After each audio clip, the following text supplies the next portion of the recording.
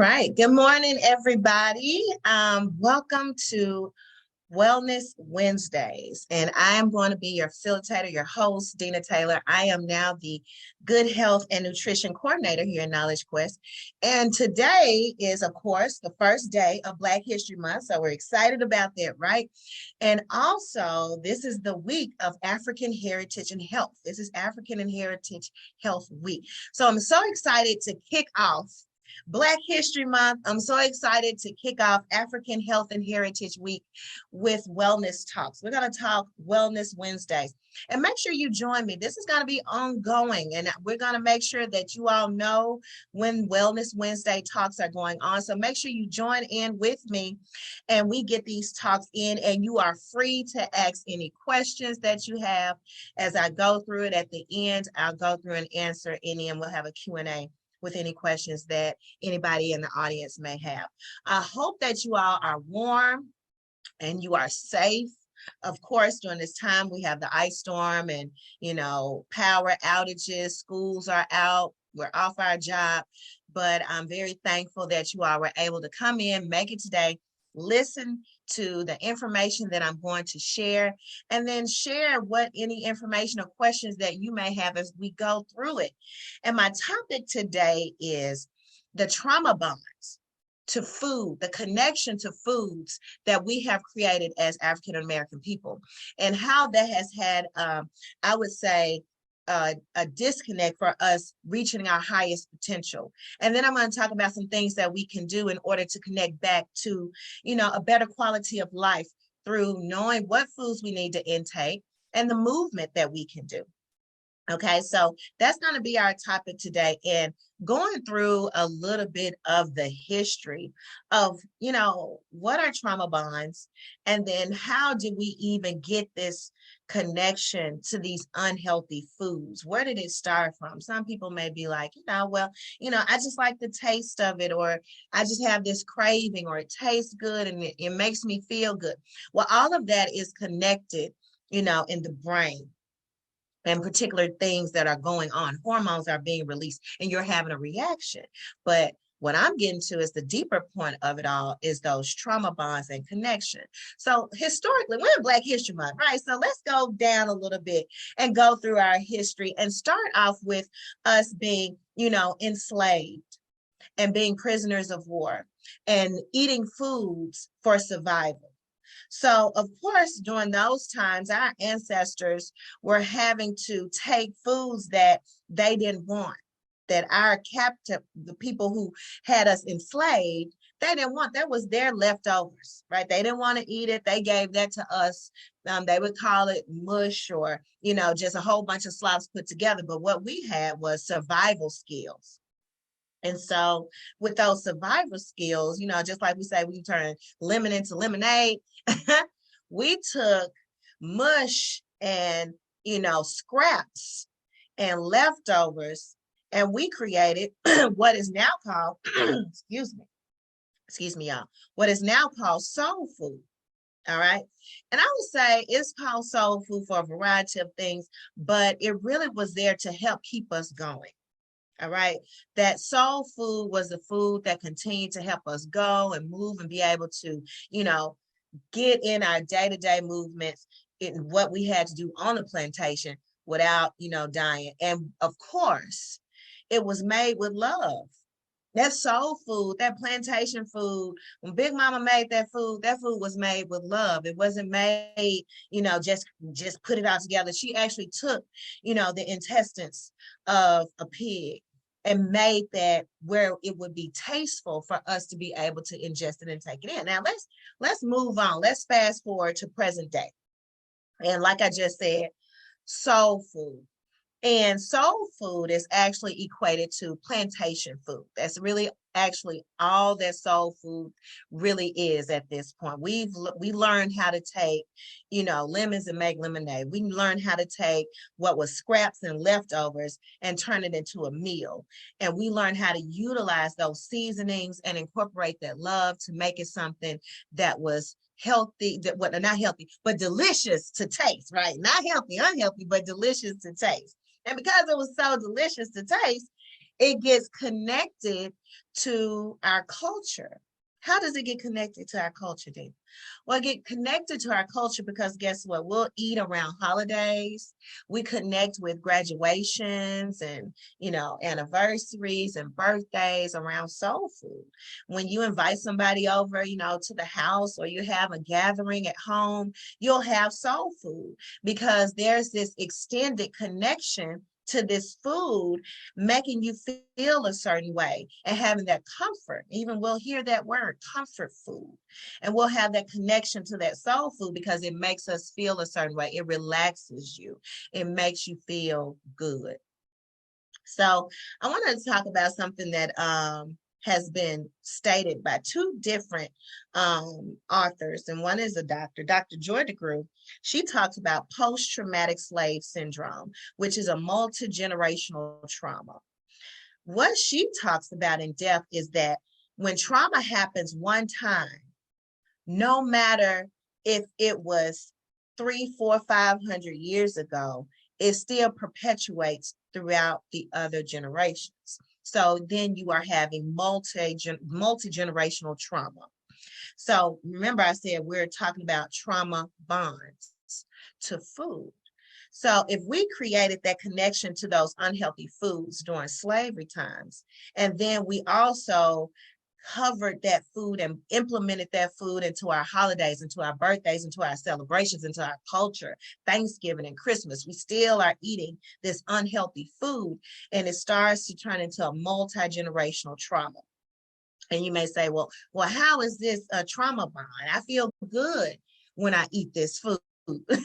I feel relaxed when I eat this food. I feel connected to my family when I eat this food. Let's go into that aspect of it, because that's the hormones of the brain. So there are 4 hormones in the brain that are being released when you are taking in anything. And it's not just, food. This can be any type of unhealthy aspect in your life. Just for us in the African American community, there's a connection with the trauma to food because it's unhealthy. And that's what's causing the trauma in your physical body. All right. And also your mind. So the 4 hormones in the brain, you have dopamine, which is that craving, you're craving, you really need that feeling again. You want it again. You hear people say, oh, that's dope. This is dope. When they're saying that, they're saying it in a slang way, but it actually means you're wanting something more. You're craving more of it. It's so good, you cannot go without it. You have to have more. And then we go into the oxytocin binding. So the oxytocin bonding, that's your endorphins. That's that rush, that's that feel good, that feeling of feeling good. Like once you have it, you are in this total phase of elation, I would say, that you just feel so good that you were able to have it. So that's that endorphin rush. And then, of course, you have the corticotropin releasing factor, which is the withdrawal and the stress factor. If you ever had somebody that, they got to go without, eating certain foods or fried foods or meat, or they got to get put on a diet, their bodies will physically go under stress and they will have withdrawals. And that's from food as well. And then, of course, you have the opioid, which is the pleasure, pain, withdrawal, influence, hurt, and physical form. So the corticotropin releasing factor and the opioids are connected, just like the dopamine and the oxytocin binding feeling is connected. Those are what causes us to continue that cycle of not releasing that trauma bonding to these unhealthy foods. When I say unhealthy foods, we all know. We know unhealthy foods to be what? Fried foods, any fried foods, sodas, greasy foods, high sugar, high salt, and high fat. All of those types of foods would be what we would call soul foods, or plantation food, as I call it, that we have this connection to, or this trauma bond that we have created in the African American community. And all of us have either witnessed this, know this, or if that's too much, I would say a connection. You just have this emotional connection to food.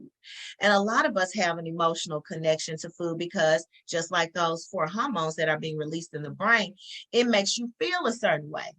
All right. You may have been younger and you were you didn't have anybody to talk to, or you really, didn't feel like communicating what was going on possibly in your life as a child. So you connected with food, and you would eat a cookie or a candy bar, or a piece of cake, or a piece of pie, or, some fried chicken. And that made you feel good. And at that point, your mind began to connect that feeling with that food. And once you connect that feeling with that food, you're bonded. Now you have an emotional connection to what you're eating. And then it becomes an ongoing habit in your life when you have different types of emotions. Let's say when you're upset, you're sad, you lose your job, you get out of a relationship, you have your parents doing things, you do bad in school, different things are going on. And guess what makes you feel good, you go back to.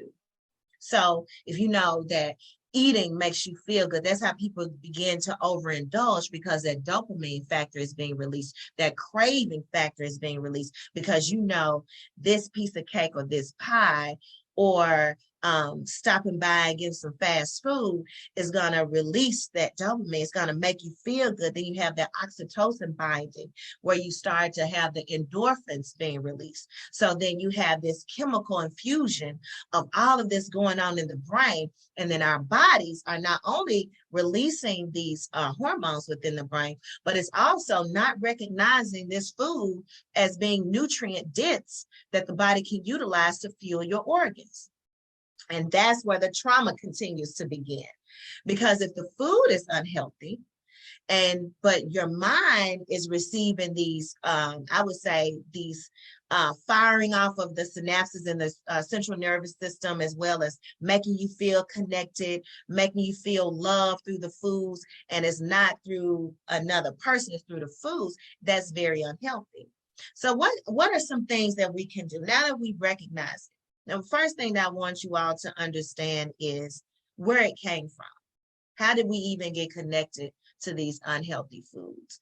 Because as African American people, this is not what we were eating before, but this is what we had to eat for survival. And we've taken survival food and made survival food what we intake on a daily basis. So no, Deana's not here to tell you all to just stop cold turkey and just go eating this, because of course, like I said before, just like with the opioid withdrawal and corticotropin releasing factor, you're going to have some withdrawals in the body. You could get sick, you can have flu-like symptoms. Just depends on how long you have been eating this types of food, and then your body fat percentage. So those who are on a higher body fat percentage, it's extremely difficult for them to stop and fast or go on an extreme diet. One, because the cells start to release toxin at a faster rate when you are on a diet and when you start to remove it. And so that's why we always say anybody who is a health and wellness practitioner or physician is going to say, seek the care of a healthcare professional, because they're going to know the increments in which you need to start to cut back and decrease, and not try to do it all in one jab. Just like, hey, I'm just going to quit cold turkey. Because again, I want to say it again. If you have a high body fat percentage, then those cells are going to leak out more toxins, and that toxicity gets into your body, and you're going to have flu-like symptoms. You're going to be sick. You'll be nauseous. You may vomit. You'll feel lethargic. You'll have all of these different symptoms that go on. And you may think, hey, I know I'm not supposed. In some people's mind, they'll be like, hey, I know I wasn't supposed to stop eating this anyway, and this made me sick, or eating this green vegetable makes me sick, and then eating all these fruits, they done made me sick. No, it's not the foods. The foods are healing, but what's going on is that your body is so toxic. Your body has been enduring so much trauma to the emotional connection to these unhealthy foods, that now when it comes together with something that's healthy and good for you, it's an alert, and it happens so abruptly. And like when it happens so abruptly with you doing it like just cold turkey, then just like with anything with drugs and alcohol, the body is going to go into a withdrawal phase, and it can be detrimental as well. So we want to make sure before we go into some things that I'm going to share with you for those of you all who are wanting to move forward in releasing the emotional connections to food so you can have a better quality of life and live healthier and be able to do all the movements that I'm going to share with you and exercises today and just feel good about yourself, aesthetically pleasing to your own eyes. Then these are some things that you want to take in steps with a healthcare professional. And so going into that, the first thing that we have to do, like I said before, is understand where it comes from. Two, recognizing your emotional connections to these various types of foods, and in what states that you choose to eat these types of foods. Some people eat these types of foods like soon as they get off of work, they go home and boom, they just overindulge. They've been at work all day. They didn't take a lunch really. They've been loaded up on sodas and sugars and coffee all day. So you pushed your central nervous system into overdrive. So you've been working in the sympathetic nervous system, which is your fight, flight, or freeze. You've been in that fight, flight, or freeze response all day long because you've been loading up your body with all of this sugar and the sodas and a high fructose corn syrup and everything that's toxic and just unhealthy. We just know it's unhealthy. So, but it's been keeping us like moving throughout our day to get the job done. It's like, we got to get the job done. I get off at this time and I get home and I'll eat. And you'll get home, you may be tired. For some people, I'm just giving you all scenarios. You may be tired and you may say, hey, I really don't feel like cooking. I've been working all day. I want to stop and I just stop and get something to eat. Or I'll go by here, or I'll go by this, drive-through and pick this up.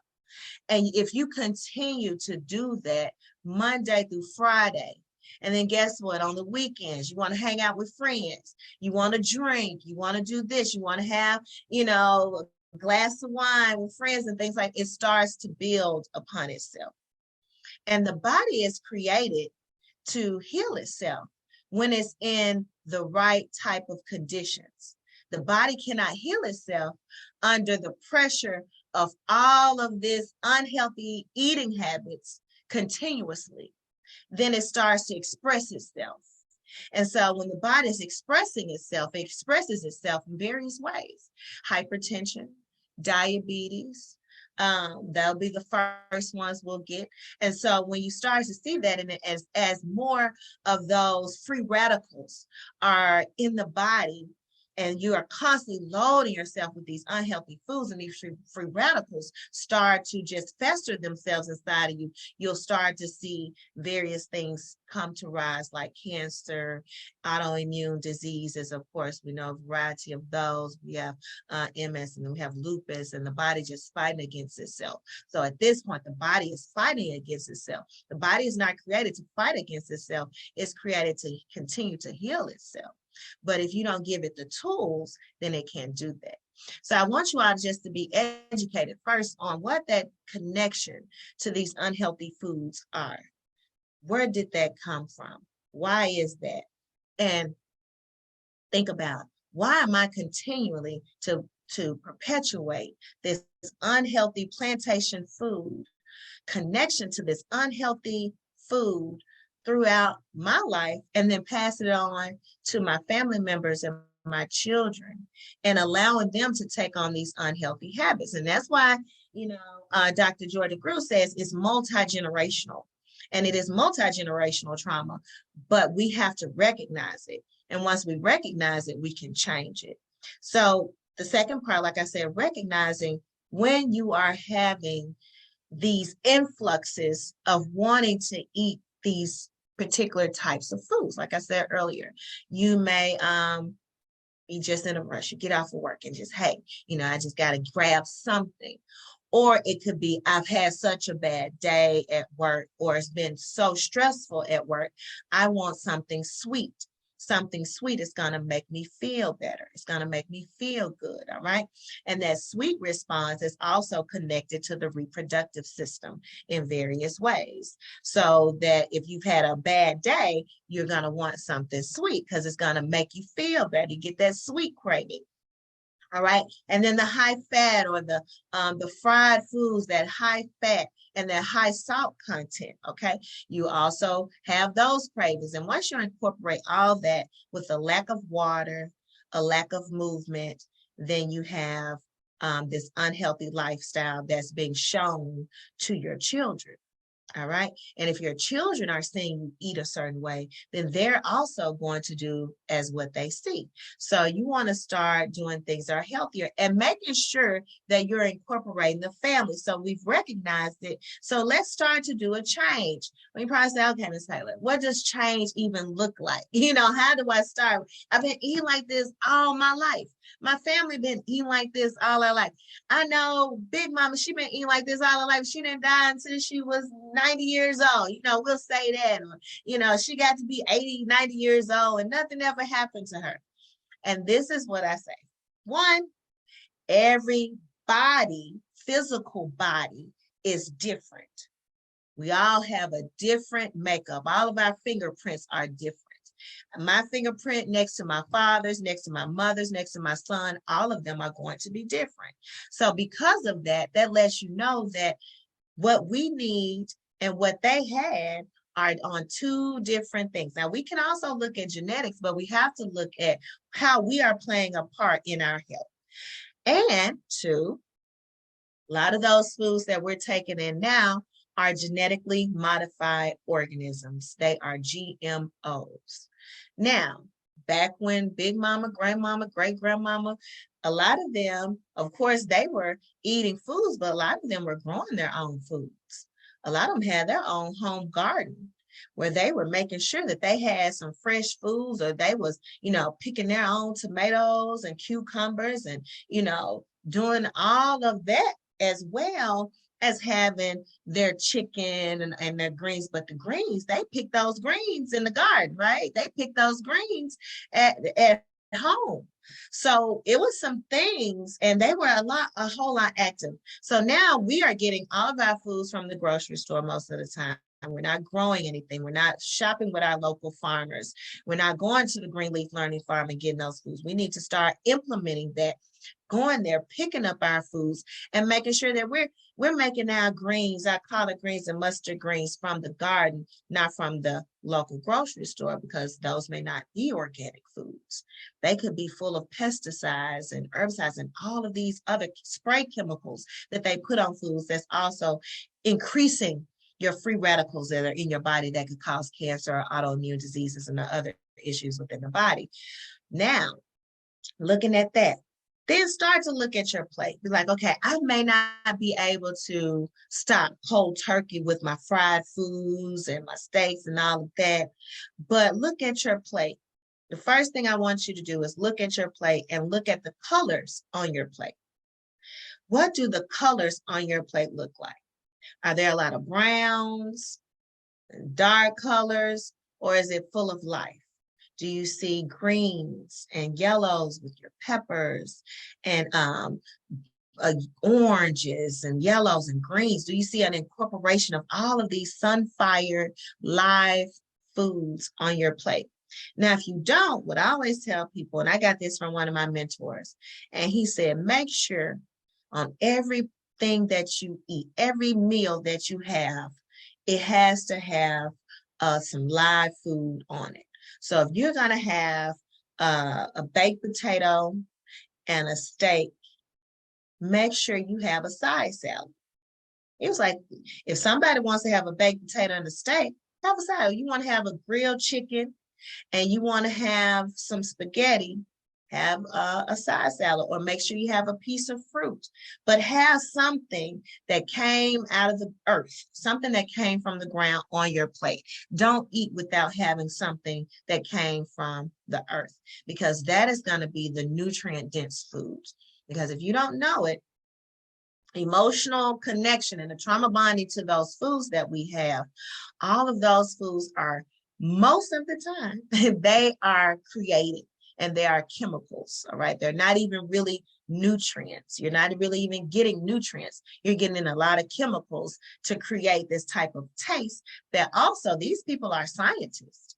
They also know the releasing of all of these hormones that are in the brain when you eat certain foods. So they're making sure that they incorporate all of those things that's going to make you feel good or crave more or make you want to come back and eat more. You can't just eat one. All right. Nothing should be, you can't just eat one. You got to eat the whole thing and then get some more. Okay. You all, that should be an alert right there in your brain. This is not right. This is not good. Okay. So that's the first thing you want to do. You don't have to come back per se, but just look at your plate. Let's look at your plate and make sure that you have something on your plate that represents life. The colors represents life. It hasn't been cooked. It's a fresh salad. It's been grown out the ground. Whatever the case may be, make sure something on your plate represents that. And then share that with your family. Like, okay, make sure let's have our salad along with our meal. All right. And another thing that I wanted to bring up is our movement. What's been different from grandmama and granddad and great grandmama and granddaddy is the fact that not only are we taking in high fructose corn syrup, you'll see that at almost on all. Make sure when you look at your labels, look at that. You'll have high fructose corn syrup in there, or you have, high salt and high sugar sodium content. And of course, it's genetically modified. Now we have to look at our labels and make sure it does not say GMO. Make sure that it says non-GMO. Okay, so if it says non-GMO, and our grandparents, they didn't have to look on labels to see if it was genetically modified or not. So label reading right now is really, really, really, really important. And that's something that we'll say, hey, grandma lived to be 90 years old, but yeah, grandma wasn't going through all of the chemicals that we are being overloaded here with now in 2023. Is very different. So we have to take the initiative because now on our end, we're more enlightened, we're more educated, we have more knowing. And once we have this knowing, even just from watching this live today, now you understand your emotional bond to food. You understand why you have this emotional connection to this food because of your culture, because of the survival modes, but also from a scientific perspective on the hormones that are being released and what they actually do. And now that you are empowered with this knowledge base, you can make better choices and create healthier habits for you and your family. So looking at your plate and start there. And of course, yeah, if you're eating out every day of the week, then yes, you definitely want to cut back on that. And you want to incorporate your movement. One of the things that we don't do when we are so emotionally connected to food and we eat to feel good about ourselves, but then, and part of the trauma is we'll eat to feel good and then afterwards we feel bad. We'll eat to feel good. We'll eat the burger or the fried chicken and we'll overindulge in it. And then afterwards we'll feel bad. Or we'll feel sleepy or tired, and we just want to go to sleep. We always say with comfort food, and after you eat, you just pass out.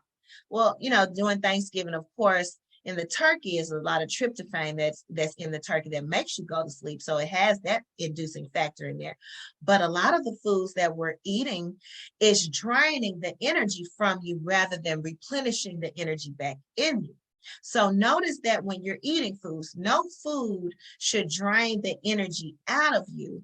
It should be more of a replenishing back into you. So that's a big deal when it comes down to thinking about what you're eating.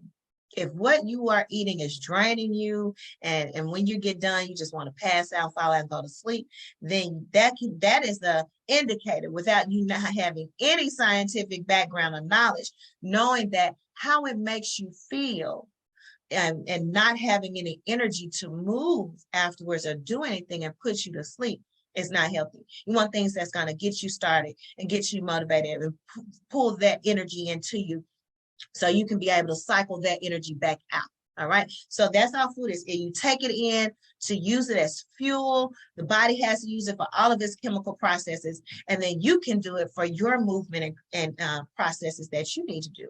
But if you take something in and you have this crash and burn factor, or either you just want to pass out and go to sleep, those are indicators that you know that it's unhealthy and it is not good for you.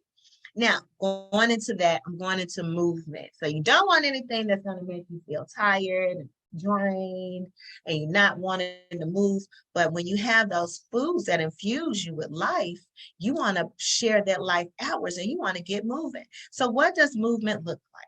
What does exercise look like for someone that may have never done anything? And like I said, this is African Health and Heritage Month. All right, so we're going to take it a little bit at a time. So I don't want to give you all everything because we're going to have these Wellness Wednesday talks every month where we get to talk and become educated on things that we can do. So your movement, start off like the recommended time scientifically is 150 minutes of movement and exercise per week. 150 minutes of movement. That's 30 minutes, 5 days a week, right? So if we get in 30 minutes, 5 days out of the week, then we have hit our mark. And what does it look like 30 minutes a day? You can do 30 minutes Monday through Friday. You can take a day off on the weekend, add a weekend. You can do 2 days on the weekend, 3 days during the week, however works for you and your schedule. But start to choose those things that bring you excitement that you want to do. Not something that you dread doing it. If you dread going to the gym, lifting weights, or going to the gym because you're embarrassed and you don't feel comfortable around other people, or you feel some type of way right now about yourself, then don't do that. Do something at home. You can definitely join us. We have weekly movement. We have line dancing, mindful movements. I've been teaching Tai Chi on here for years. You can start there and start incorporating those exercises and those movements. You can do yoga. You can do something simple and then start to build up your confidence as well as your energy levels, because now you're incorporating those live foods and you're understanding the meaning why you shouldn't have this emotional connection to the plantation food. And now we're adding in that movement. That's our spark. That's that bringing it all together. That healthy food connected with that movement is what's going to raise up the health and the quality of life and your mindset of how you even feel about each day. As we'll notice, the worse that we eat, the unhealthy food that we eat, the more sluggish we feel, or we'll start to complain more, we'll be angry more. So the better, the best foods that we eat and the healthier foods that we eat, we'll learn we're more lively, we have more energy, we have more focus, we have more clarity of thought. So not just for the physical perspective, because I don't want people to get it in a narcissistic mindset of I have to look a certain way and that's why I eat healthy and exercise. But we're doing this first and foremost for internal health. And especially if you're a parent, or even if you're an aunt or uncle, or you have a younger sibling, you're doing this to show them that they can do better and that they can be healthier and better. All right, so that movement starts with, working out with us here on Knowledge Quest and tuning into that on the live Facebook. You can also do walks within your neighborhood, something nice and easy, 30 minutes of walking your neighborhood, going to the local park, doing something at home. Say, hey, I want to do something nice and easy. I don't really know what to do. Start off with something simple. Start off with, jogging in place at home for 30 seconds, and then doing some push-ups, 5, 10, 15, whatever you can do, push-ups.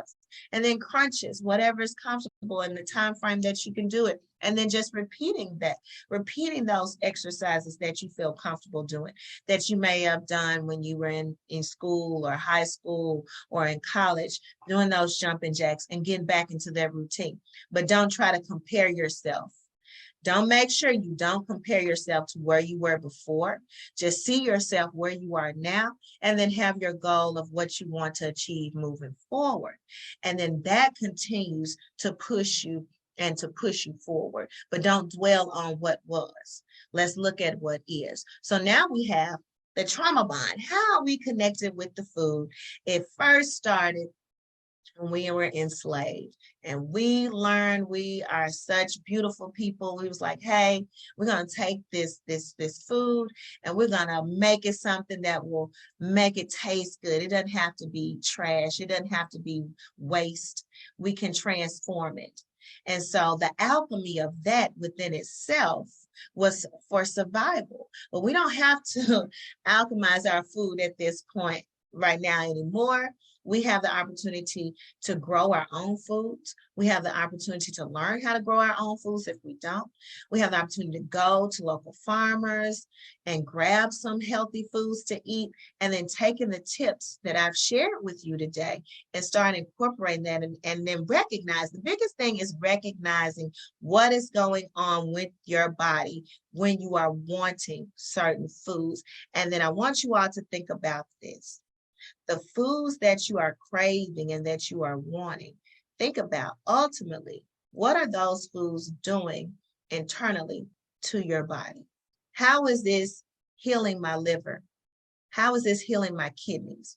How is this healing my pancreas? How is this healing my heart? How is this working for my overall health and healing? Is this good for my thought process and my mind? Whatever I'm ingesting, how is this working with my body to make me feel good throughout the day and make my organs in my body work for me at its optimum? All right, so I want you all to think about that. Every time you drink or eat something, think about not only just reading the labels, but think about in your mind, how is this helping to heal my body? How is this helping to keep me healthy? How is this helping to keep my mind clear? Is it or is it not? Ask yourself that question with everything. Before you stop at that fast food restaurant, think about, if I eat this, how is this food going to heal my kidneys or heal my liver or my gut or my small intestine, my bladder? If I drink this, how is this affecting my bladder, my kidneys, and my liver? Just having those thought processes. Having those thought processes slowly starts to break down that trauma bond and that emotional bond to the food, because now you have more of an awareness. Now you have more of a thought process. You're not just blindly doing something like out of animalistic nature just because it tastes good and it feels good. That's from an animalistic perspective. But what you're doing now is taking it beyond that. Be like, I'm a higher thought process sentient being, and I can think beyond that. And now what I want to do is see, if I drink this Coca-Cola, how is this Coca-Cola going to help fuel my body and heal my kidneys and my liver? Is it working for me or against me? That's all you got to think about. Is it for me or is it against me? Is it pulling in more free radicals that causes cancer, or is it decreasing my chances of cancer and making me heal and whole? When I drink this, when I eat this, what is it doing for me? So that is what I want you all to think about. So we're putting in healthier foods. We're checking our plate, making sure we have something live on our plate. We're aware and checking off, is this going to heal me, or is this something that's going to add in more trauma to the body? Thinking about that every time that you eat something, and then getting in that movement. That 30 minutes, 5 days a week is what is recommended for you all to do. I know National Academy of Sports Medicine, they have put that down. And of course, in other various statistics, those are the things we need to do to start moving more so in a healthier mindset and a healthier body, physically and mentally, because that's how we break down this multi-generational trauma. So we won't even be saying multi-generational trauma anymore. We'll be saying multi-generational healing, multi-generational fueling the healing for the generations to come. So we want to kind of I want you all to get an idea of what the trauma bonding connection is to the food, but it's very important to understand our words. So now that we understand it, and I utilize it now in this presentation, but moving forward on Wellness Wednesdays, we want to talk about multi-generational healing. And what does multi-generational healing start to look like and feel like? And I've incorporated this, Deana, and now this is what's going on. If I tried this, I listened to you and I did this. I want to hear from you all of what you've incorporated little by little. We take it piece by piece, not all at a time. We take little pieces, and how it has started to fuel and change your life and make you feel better. But not only you, because our goal is not only for ourselves, but to share it with others and share with our family first. It's always family first, and then others that we come along our path of this journey of life, that we come along our path with, we share with them as well. So I want you all to take anything that you've learned today and share it. please, please, please share it. So that has been my Wellness Wednesday talk. Is there any questions from anybody? I don't know. I can't see it on my end. Latasha, I don't know if you can see it. But I can't see. There's been a lot of kudos going on in the chat. Yay! Wonderful, wonderful. Well, it was my pleasure. Of course, with me, I can speak on this all day. I can talk on this all day because I just love it and I love to share with you all. And that's why we're going to be doing these Wellness Wednesday talks every month. So make sure that you follow Knowledge Quest on Facebook. Also follow Knowledge Quest on Instagram and stay connected with what we are doing. Stay connected. If you want to know, how can I get these foods on the farm? Like she told me to put some colorful food on the plate. Where can I get this? And how can I continue to get this fresh food on my plate? And I may not have the opportunity to grow at home, but you may want to come and volunteer or grab some fresh foods at our farm and then joining in with the live classes that we offer. These are your steps to getting out of that trauma aspect of connecting to foods and getting into the mindset of the multi-generational healing and what that looks like. Because it all first starts with you. It starts here and it goes out. Starts inward and it goes out. All right, so that has been Wellness Wednesday. Welcome to Black History Month. We're going to give Black History Month all the love and appreciation that it deserves for those who went before us to get us to the point of where we are now. And then we take the torch and then we continue to move that torch forward for the things that need to continue to happen within our community so the generations behind us can take it and continue to move us forward. So Black History Month is a beautiful month. This week of heritage and health, I kicked it off with the Wellness Wednesdays. I'm so excited to share with you all today. And even if you have questions and you view this later, then make sure that you comment below or we can come back, look at it, and then I'll target it on our next Wellness Wednesday talk. So thank you so much for taking the time today to listen to the Wellness Wednesdays here at Knowledge Quest. I much appreciate it. Again, I'm your facilitator and your good health and nutrition coordinator here at Knowledge Quest. Thank you so much, Latasha, for joining in with us as well today. And I want you all to stay safe, stay warm, and put some colors on your plate.